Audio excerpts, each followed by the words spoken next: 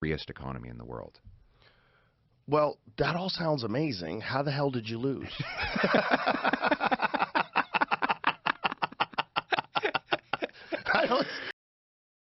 Well, hello and welcome to the Surge Effect.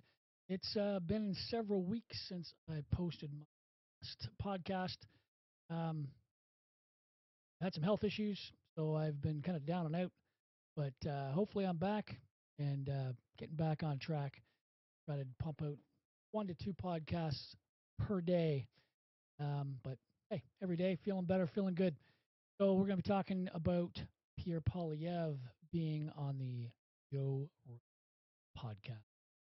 Show you some stuff on the CTV and CBC, what some of those people had to say, and I am going to show you some clips from wrote the podcast with 2 hours and 20 minutes that I watched the other day. So get at it.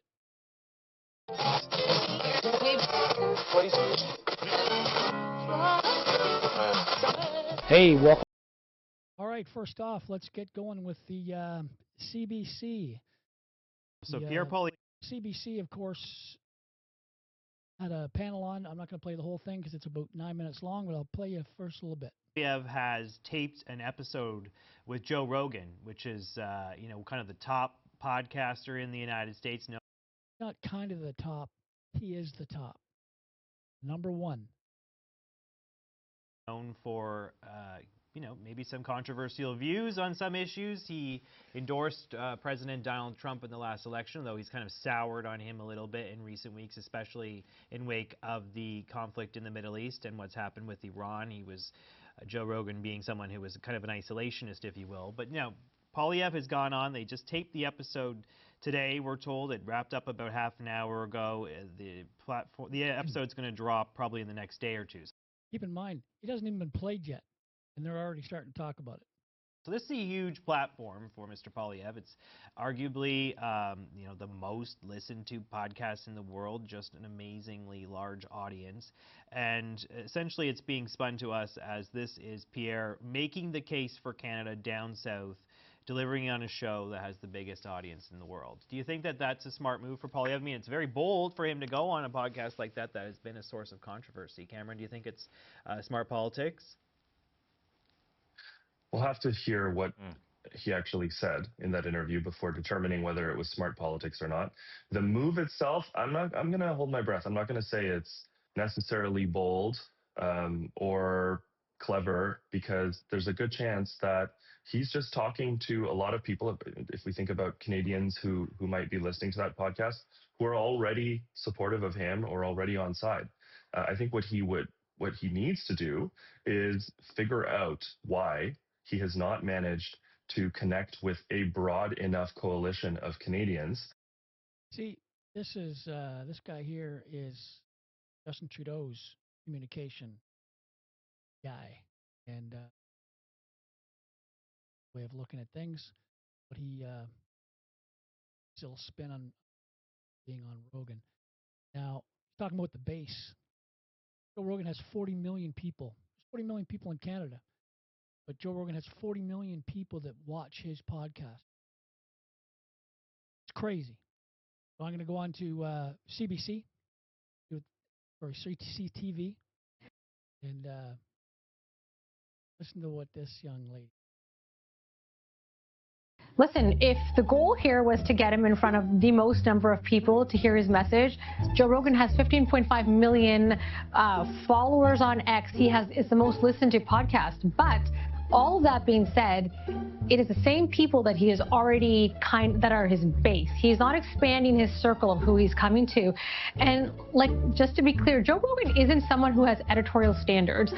He's not a journalist. He's a podcaster and has constantly in the past been criticized for a lot of the misinformation he spreads. So if there was someone who can pull out a bit of controversy, I would say there's going to be a lot of ears and eyes on this podcast because, like we said, it's high risk. One small thing off, we know people like Donald Donald Trump listen to this. The only thing that is his advantage is that he is not in government. He is the opposition leader. The president has previously kind of negatively spoken about Mr. Poilievre. So there is risk to his personal brand here. But if you were asking me, did he get in front of a whole new set of crowds? No, I already think he's pandering to the same listener group of the Joe Rogan style. Well, we'll see. I think a lot of people listen to that podcast. Yeah, a lot of people listen to that podcast. People have no idea because they're saying about how controversial Rogan is and everything else. Well, of course he's controversial. He has a podcast. Any guys that's doing a podcast, even myself, I've said controversial things. I'm sure that people don't agree with everything I say. The way it is. But numbers don't lie. 40.8 million people Joe Rogan has. See this? 40 million, 0.8 public social reach. CBC is 5.3 max. CTV is 2.7 max. So that's like 8 million. Rogan's got 40. They don't like it because they want to control the narrative. They always want to be able to control the narrative, and they want to be able to tell you what's up. You should be able to read between the lines. Okay? All right, so the first clip I'm going to show you here, I'm going to try to show you some clips along the way, but the first one was Joe Rogan making fun of Trudeau and Castro, of course. Canadian, you know what I'm talking about. Listen to this. A biography on Fidel Castro, and then I read Justin's some more. dad. No, not Justin's dad. Right? No.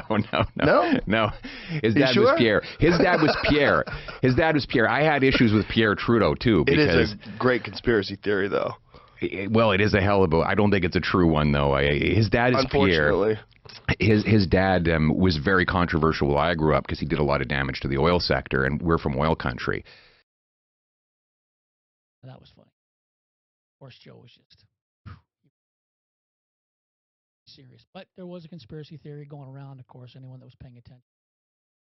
So here's the difference between Pierre Poilievre, his morality, and his honor compared to Mark Carney. I'll show you two clips.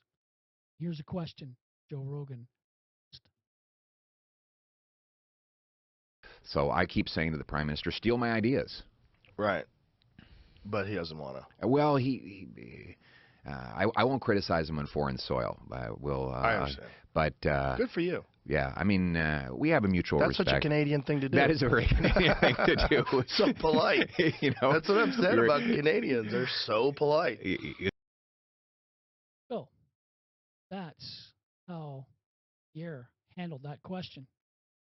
Now, when Carney went on Jon Stewart's show, Stewart asked him a couple of questions. It was a little bit different. So it just shows you the difference between people, how they think about things. Here we go. In Poilievre seems like a villain in a Karate Kid movie. Like there's something very, very off-putting. What is he like in person? Karate. Take your time. You're not far off. I'll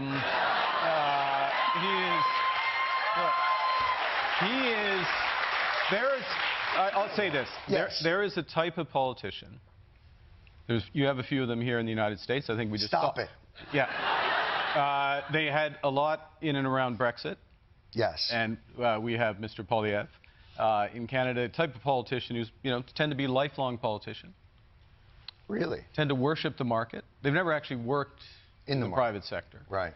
And they see opportunity in tragedy, like you just had with the California fires, these horrible fires. Correct. And they see opportunity in tragedy to push an agenda that, here's one they prepared earlier, and they fit it in. And so whether it was Brexit, here often, the starve the beast type approach.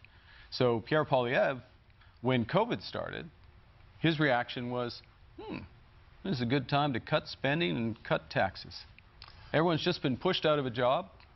Nobody's got work, so let's cut the taxes on the work they do. Well, he just goes on and on and on, doesn't he? Tells you a lot about two people, their personalities. Pierre Poilievre wouldn't say anything bad about, not one word. So here's another question that Joe Rogan asked Pierre. 8. Yeah, just stay out of people's lives. Exactly. So there's a narrative in America, and the narrative is that you were about to win, and your party was about to win, but then Trump came along and said he was going to turn Canada into the 51st state, and everybody went crazy. Is that accurate? I wouldn't say they went crazy. I mean, it was. They got very upset. They should be upset, though. I mean, well, it's a crazy thing to say. It is a crazy thing to say. Canada's not for sale. We're never going to be the 51st state. We love Americans as neighbors and friends, but we want to be uniquely and we want to be sovereign as Canadians. It's our country. It's where we grow up. You're a patriot as an American. I'm a patriot as a Canadian. It's where my grandfather arrived. It's where our collective ancestors put on military uniforms and sailed to fight wars. It's where our grandkids are going to live. We're very proudly Canadian. So we're never going to be the 51st state. And I just wish he'd knock that shit off so that we can get back to talking about the things that we can do as two separate countries that are actually friends. Did that really have that much of an effect up there? Like, did people take him seriously? I think at first everyone thought it was a joke. Because we've always had these jokes like, one day we're going to take over Vermont and Detroit should be part of Canada and all that stuff. But then he kept saying it, and it became a lot of people got upset about it, and I think understandably so. Understandably, yeah. I mean, it's a crazy thing to say. It is a crazy thing to say. I talked to him on the phone about it. It was like so funny. He's like, at first I was joking, but then people were like, it's a good idea. That's not a good idea. Nobody's saying that. I can assure him of that.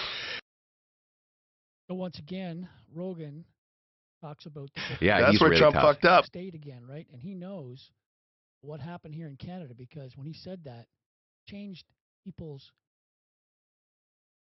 whole mindset here in Canada. Now they talk a little bit about it, but changed their mindset when Trump said about 51st state. 51st wasn't joking, but listen to what Rogan says here.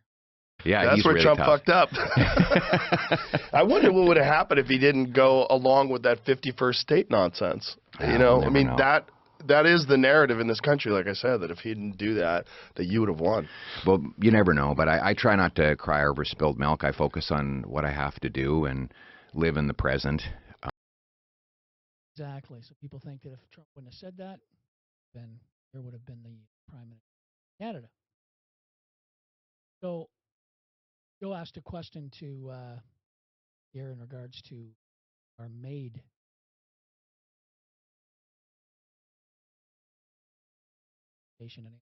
I'm really excited to have you in here because I've seen you speak multiple times and you're a very reasonable, intelligent person that makes a lot of sense. And that is a rare thing in politics.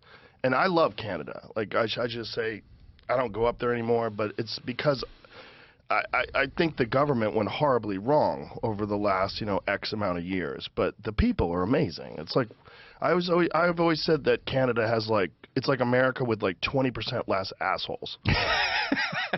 Like every time I would go up there, I'm like, people are so nice. They're like the nicest people. And I think that's part of what went wrong for Canada is that people are rule followers and, they're trusting and kind people. And, this wolf in sheep's clothing snuck in and, was pretending he was a sweet guy and passing all these crazy laws. And just when we saw what happened with COVID, with what happened with the truckers and people's accounts getting shut down for donating to the truckers, the whole thing was so concerning because Canada was like a part of America almost. I mean, you're a different country, but it's like you used to be able to go over there with just a driver's license. It was such a cool place I started going to the Montreal Comedy Festival in 1993. I loved it up there. It's one of my favorite places to visit. Just for laughs? Just yeah. Good. How's your French? Not good. Okay, no. We'll work on that. We'll get you some French lessons. It's terrible. I don't know any French words. My wife is learning French, though. It's interesting. She's got this app that she's learning French. But it's just an amazing place. It's a great country, and to see it go the way it's been going and sliding the way it's been happening over the last X amount of years. There's just so many things that concern me. One of the things that really concerns me is this assisted suicide thing. That 1 in 20 deaths in Canada is now assisted suicide. That's insane. Well, listen, my view is that people should have the choice, but the concern we have is the suggestion that it would be offered to kids or offered to people whose only condition is mental illness. Right. I don't agree with that. My concern as well. I mean, if someone's got a terminal, like a good friend of mine went to Oregon. All right, so of course they want to talk about. Now a lot of people might think that that's not true. Oh well. Well, you can actually find this online. There. According to Health Canada's 6th annual report on medical assistance in dying, released November 2025, covering 2024 data, the most recent official figures. 16,499 people received aid in 2024. This represents 5.1% of all deaths in Canada that year. Small increase, 0.04% points, from 4.7 in 2023.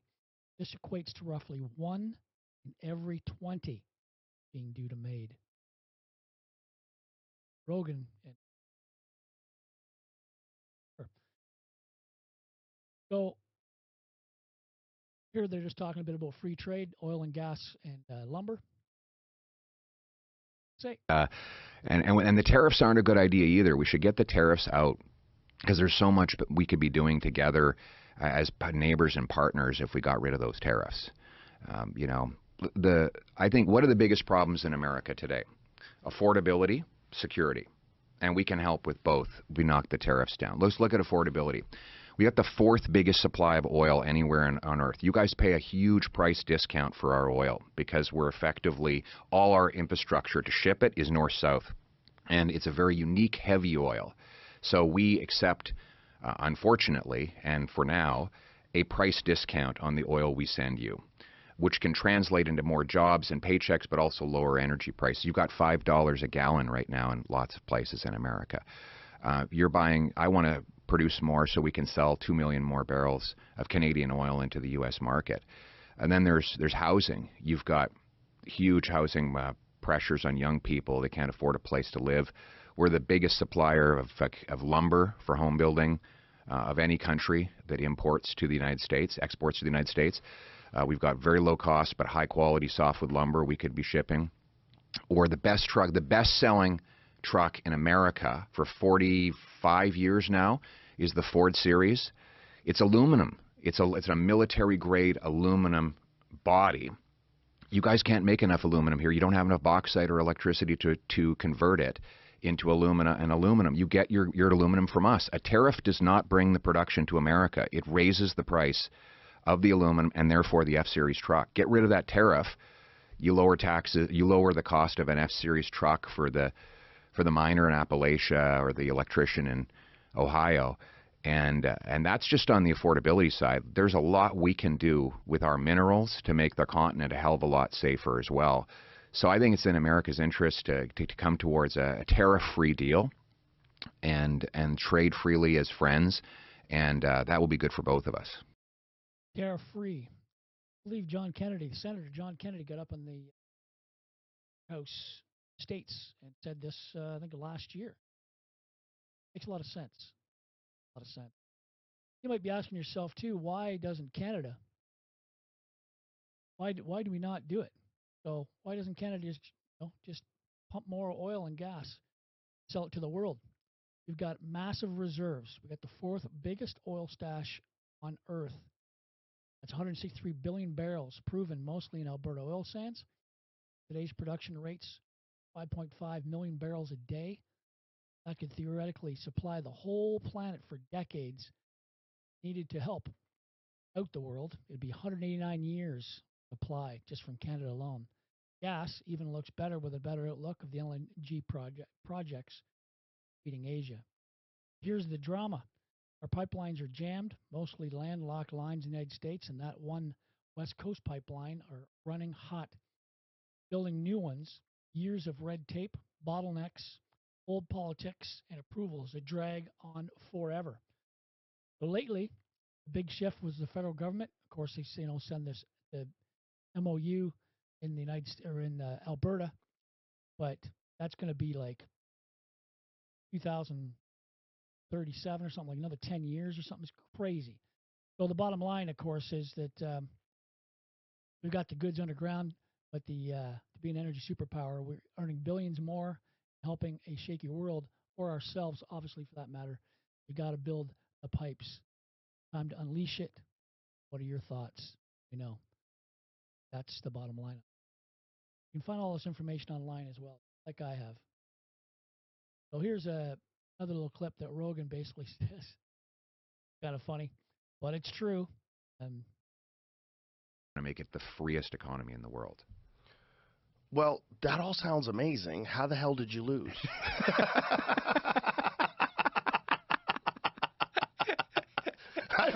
How can a rational person not vote for that? I mean, you're not saying anything that's restrictive. You're not saying anything that is in any way infringing on people's rights or liberties. Or it just sounds like it's all just 100% positive for Canada. That's what I think. That's my mission, and I think it will be positive. And we'll get there.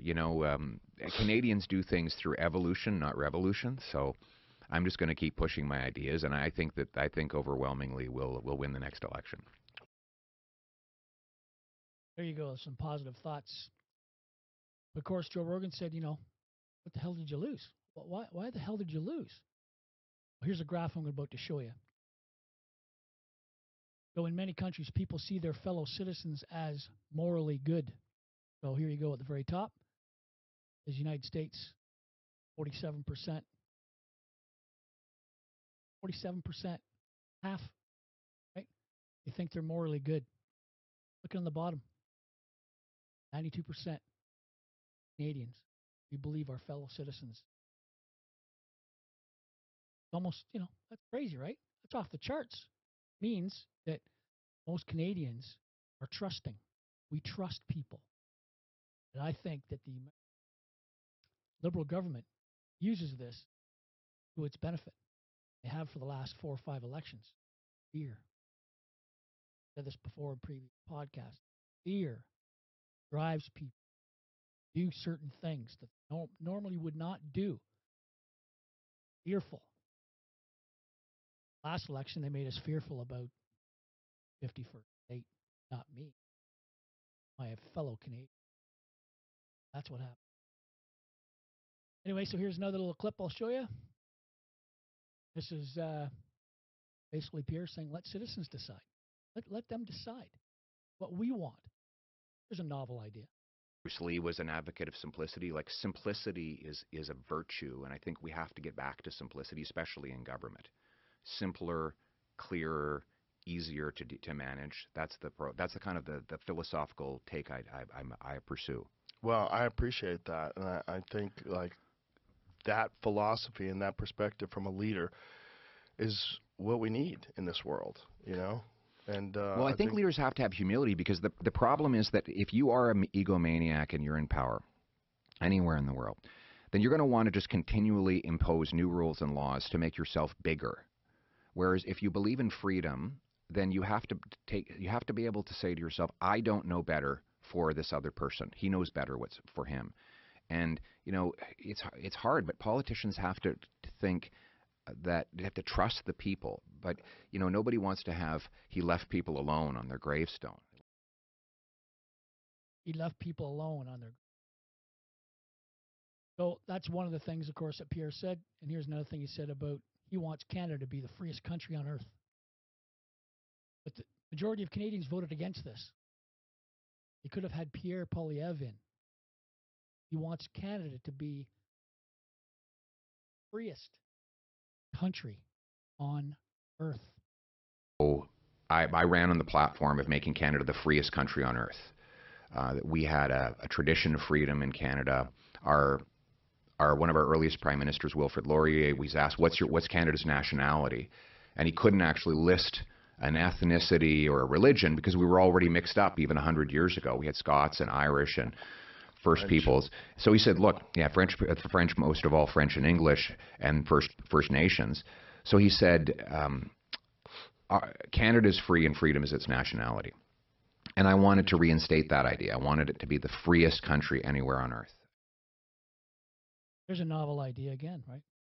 Freest country on earth.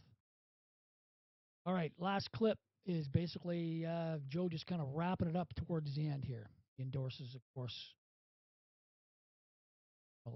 It's happening while you're alive is what's really significant and the most impactful thing. Like, do well, do good for the people, and I think your message resonates with me. Thank you. And if I was a Canadian, I would vote for you 100%. Thank you for that. Well, it's a privilege to do this work, and I consider it very humbling, and I'm very proud to be Canadian and to take the message of Canada here to our American friends. Well, I'm glad you're here doing that, and I think this is going to have a big impact. I really hope it moves the needle up in Canada. Absolutely. And down here, we got to get these tariffs gone. Yeah. Get the tariffs gone. Well, let's work it out. Right on. Let's work it out. Let's get it going. You got to think, it's an hour and 23 minutes that they sat there and talked. They had no notes, no laptop, no phones. Hour and 23 minutes. Do you think that Carney could sit down with Joe Rogan and have an hour and 23-minute conversation? Joe, we'll call him out on a lot of shit that he's done to Canada already. Because freedoms, Bill C-11, it's the internet bill, the news bill, doesn't allow us to read or see or hear certain things on the internet. Bill C-11. Now they're coming up with Bill C-9. Bill C-9 is the hate speech bill that's already been passed in Australia and England, whereas they'll be able to arrest Canadians for posting things online, Facebook, YouTube, X, right? Look it up. Anyway, listen, that's it for today's podcast. About 25 minutes long. Hope you learned a little bit of stuff. Hope you picked up some of the stuff off of